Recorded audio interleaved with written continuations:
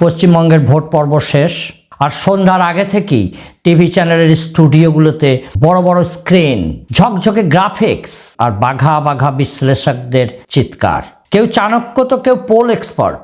এখানে একটা কোর্ট, পশ্চিমবঙ্গের বিধানসভা vote more complex and diverse. এই ভোটে অনেকগুলো ফ্যাক্টর একই সাথে কাজ করেছে, যাতে সুইং ভোটারের পার্সেন্টেজ হঠাৎ বেড়ে গেছে। আর এই সুইং ভোটারই ম্যাজিক দেখাবে ভোটের ফলাফলে। এই ভিডিও যখন রেকর্ড করছি অনেকটা রাত, বাইরে ঝোড়ো হাওয়ার সাথে বৃষ্টি হচ্ছে। একটা গানের লাইন মনে পড়ে গেল। যাই হোক, তৃণমূল কংগ্রেস সরকারে আসছে 160 থেকে 180 আসন নিয়ে। বাম আইএসএফ জোট বিগ সারপ্রাইজ দিতে চলেছে। আর 2026 ভোটই হবে বিজেপির কফিনের লাস্ট ব্রেক। আজ কোনো ম্যাথামেটিক্যাল মডেল নয়, আজ কথা হবে মাটির কাছের সত্য নিয়ে। আজ কথা হবে সেই সাইলেন্ট ফ্যাক্টর নিয়ে, যা 2026-এর সমস্ত অঙ্ক উল্টে দিতে চলেছে, যার আর এক নাম সুইং ভোটার। এক্সিট পোল যদি সঠিক হতো তবে গত এক দশকে এত অঘটন ঘটতো না। আজ আমরা খুলব সেই পর্দা যেখানে লুকিয়ে আছে 2026-এর আসল চিত্র। এটা কোনো পোলস্টারের রিপোর্ট নয়, এটা সাধারণ মানুষের চোখের দেখা গ্রাউন্ড রিয়ালিটি। কারণ আজকের বিশ্লেষণ আপনার চেনা হিসেব উলটপালট করে দিতে পারে। এখানে এক্সিট পোল সম্পর্কে দু চার কথা বলে নেওয়া প্রয়োজন। বর্তমানে এক্সিট পোল এআই নির্ভরতার জন্য এরর অনেক বেশি। আর্টিফিশিয়াল ইন্টেলিজেন্স কাজ করে তার ডেটা অ্যাভেলেবিলিটির উপর ভর করে, আর মানুষ সার্ভে করে গ্রাউন্ড রিয়ালিটির উপর। তফাৎ এখানেই। এক্সিট পোলে কেন ভুল হয়, এই প্রশ্নের উত্তর খুঁজতে গেলে আমাদের বুঝতে হবে স্যাম্পলিং সাইজ আর বাস্তবতার দূরত্ব। যখন কোনো এক্সিট পোল সংস্থা সার্ভে করে, তারা অনেক সময় গ্রাম বাংলার একদম শেষ প্রান্তের মানুষের মানসিকতা বুঝতে ব্যর্থ হয়। গ্রামের মানুষ এখন অনেক বেশি চালাক। তারা জানেন কাকে কি বলতে হয়, কখন কি বলতে হয়। অনেক সময় তারা সার্ভেয়ারকে দেখে এমন উত্তর দেন যেটা তার মনের আসল প্রতিচ্ছবি নয়। আর এটাকেই আমরা বলি ভোট সাইকোলজি। আর এখানেই সব এক্সিট পোল গোল খায়। আমি কোনো ভোট বিশেষজ্ঞ নই, কিন্তু বিগত কয়েক বছর ধরে আমি পশ্চিমবঙ্গের রাজনৈতিক প্যাটার্ন, ভোট সাইকোলজি, গ্রাউন্ড রিয়ালিটিতে যে বোঝার চেষ্টা করেছি। স্যাম্পল হিসাবে প্রচুর মানুষের সাথে ভোটের আগে আমি ডিরেক্ট কথা বলেছি, তাদের কাছে বিভিন্ন কৌশলের মাধ্যমে তাদের মতামত জানতে চেয়েছি, এবং সেখান থেকে একটা কনসেপ্ট, একটা ধারণা আমি পেয়েছি। যার কারণেই গ্রাউন্ড রিয়ালিটিতে মানুষ কিন্তু অন্য কথা বলছে, যেটা এক্সিট পোলের মাধ্যমে প্রকাশিত হচ্ছে না। যাই হোক, আমার এই সিম্পল ক্যালকুলেশন বলছে এক্সিট পোলের রঙিন মানচিত্র বাস্তবের সাথে কোনোভাবেই মিলবে না। বাস্তবটা অনেক বেশি ধূসর, অনেক বেশি রহস্যময়। তৃণমূল কংগ্রেস কেন 160 থেকে 180? তৃণমূল কংগ্রেসের জন্য এবারের লড়াইটা অস্তিত্বের, কিন্তু তাদের অর্গানাইজেশনাল নেটওয়ার্ক আজও বাংলায় সবচেয়ে শক্তিশালী কাঠামো, এটা অনস্বীকার্য। 2026-এ তৃণমূল সরকার গড়বে, এটা প্রায় নিশ্চিত। হয়তো অনেকের এটা পছন্দ হবে না যে আমি কি ভুলভাল বলছি। আমি মানুষের সাথে কথা বলে এটাই আমার মনে হয়েছে, ডেফিনেটলি টিএমসি সিট কম পেলেও সরকার কিন্তু গড়ছে। তৃণমূলের কাছে রয়েছে তাদের বুথ ম্যানেজমেন্ট আর সরাসরি সুবিধা প্রদানকারী বিকল্প। বিরোধীরা যতই দুর্নীতি বা নিয়োগের ইস্যু তুলুক না কেন, প্রান্তিক স্তরের মানুষ যখন মাসে মাসে সরকারি ব্যাংকের সুবিধা পান, তখন তারা অন্য কিছু ভাবেন না। এটা এক ধরনের ইকোনমিক সিকিউরিটি যা তৃণমূলকে বাঁচিয়ে রাখে। কিন্তু 170 বা 200 পার হচ্ছে না কেন, এটা একটা কোশ্চেন। কারণ এবার টিএমসির বিরুদ্ধে দাঁড়িয়েছে একটি সাইলেন্ট অ্যান্টি ইনকামব্যান্সি। দীর্ঘদিনের শাসনের ফলে দলের ভিতর তৈরি হয়েছে অ্যাট্রিবিউশন গ্যাপ বা স্থানীয় নেতাদের প্রতি সাধারণ মানুষের ক্ষোভ। আর যার সাথে তৈরি হয়েছে একই সরকার, একই মানুষ, একই মুখ্যমন্ত্রী অনেক দিন দেখার পর একটা ক্লান্তি, যার কারণে মানুষ নতুনের কিছু খোঁজ করছে। আর এটাই সাইকোলজিক্যালি স্বাভাবিক। তবে তৃণমূলের বড় সুবিধা হলো তাদের কোনো বিকল্প আজও পশ্চিমবঙ্গে তৈরি হয়নি।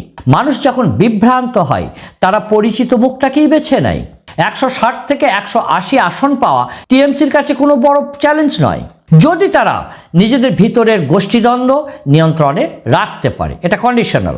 কেননা সামান্য মার্জিনের উপরে বিজেপি কিন্তু তার ঘোড়া কেনা বেচার খেলা দেখাবে। এবার আসছি আসল টুইস্টে।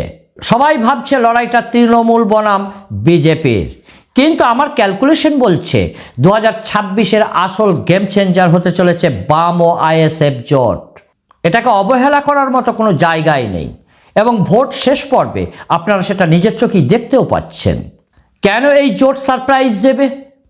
এক, তরুণ প্রজন্মের টান। সোশ্যাল মিডিয়ায় মীনাক্ষী মুখার্জি বা সৃজন ভট্টাচার্যের যে জনপ্রিয়তা, বা বিকাশ রঞ্জন ভট্টাচার্যের মতো ব্যক্তিত্ব, আফরিনের মতো ভেরি ইয়াং ব্লাড, তা কেবল সোশ্যাল মিডিয়ার লাইক শেয়ারে আটকে নেই। এটা একটা অ্যাঙ্গার ম্যানেজমেন্টের জায়গা নিয়েছে। শিক্ষিত বেকার যুবকেরা যারা চাকরি নিয়ে হতাশ, তারা এখন বামেদের দিকে ঝুঁকছে। দুই, সংখ্যালঘু ভোটের সমীকরণ, আইএসএফের উত্থান তৃণমূলের মুসলিম ভোট ব্যাংকে বড়সড় ফাটল ধরাবে। দক্ষিণ 24 পরগনা, হাওড়া ও হুগলির বিস্তীর্ণ অঞ্চলে আইএসএফ এখন এমন এক শক্তি যারা তৃণমূলকে সরাসরি চ্যালেঞ্জ করছে। এবং আমি নিজে সোশ্যাল মিডিয়ার কিছু ভিডিওর মাধ্যমে ভাঙড়ে বড় ধরনের চ্যালেঞ্জ দেখেছি, যেখানে শাসক বাহিনীর মানুষদেরকে তাড়া করছে আইএসএফ। এটা নজিরবিহীন।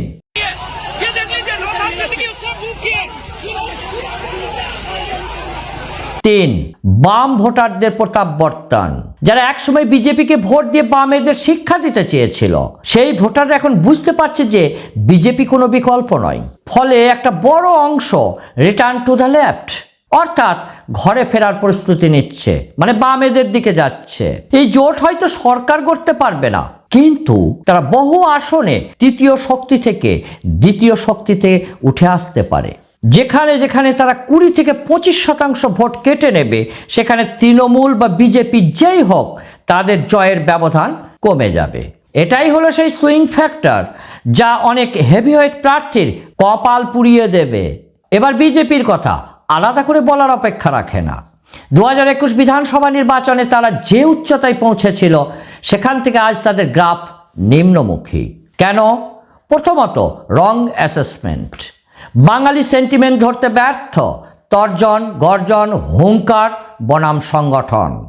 বিজেপির কেন্দ্রীয় নেতারা রাজ্যে আসছেন, বড় বড় সভা করছেন, শালীনতার বাইরে গিয়ে আক্রমণাত্মক এবং রাফ ল্যাঙ্গুয়েজ ব্যবহার করছেন।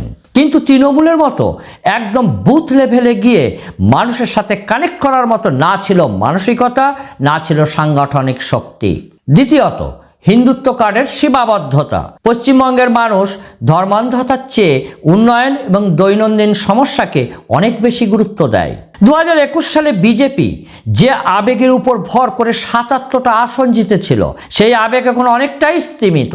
অনেক নেতা দলবদল করেছেন, আবার অনেকে নিষ্ক্রিয় হয়ে গেছেন। বিজেপি তারা আর করছেন না। 2021-এর আসনগুলো ধরে রাখা বিজেপির জন্য এবারে কঠিন থেকে কঠিনতর হবে।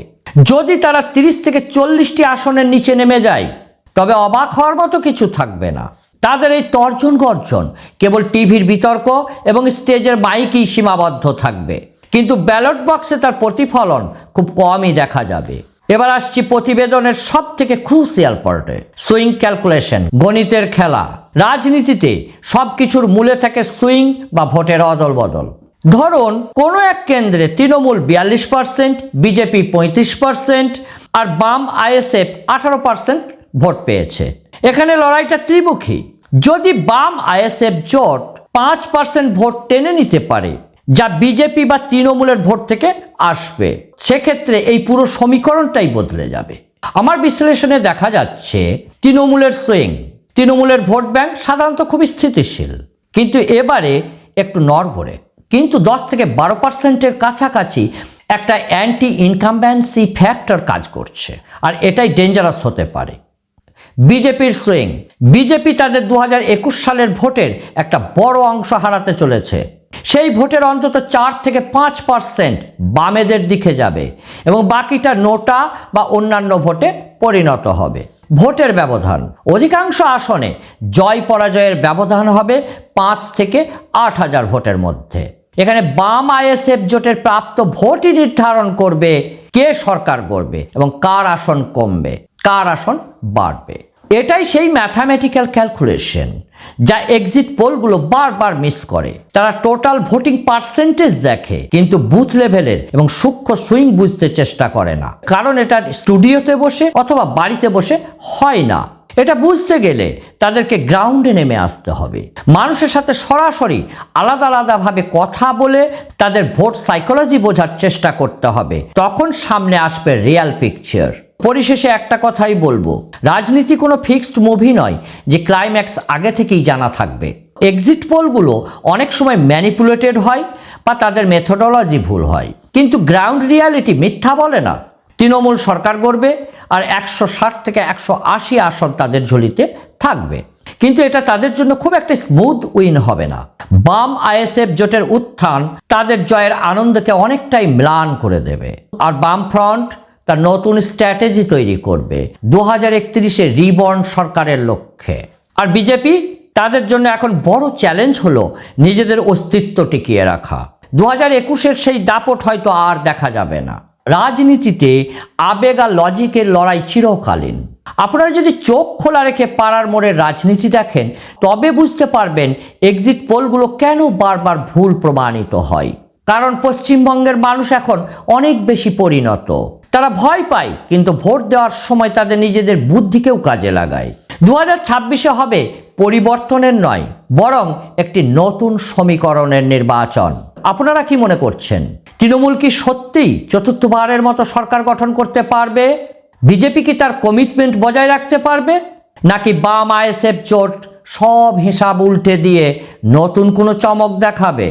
একটু দয়া করে কমেন্টে জানাবেন আপনাদের এলাকার পরিস্থিতি, কারণ আসল এক্সিট পোল তো আপনারাই, ভোট তো আপনারাই দিয়েছেন, সাধারণ ভোটাররা আবার কি হবে?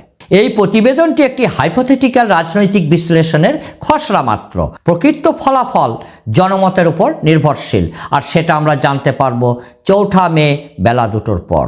ধন্যবাদ, সুস্থ থাকুন, ভালো থাকুন, আবার দেখা হবে নেক্সট ভিডিওতে।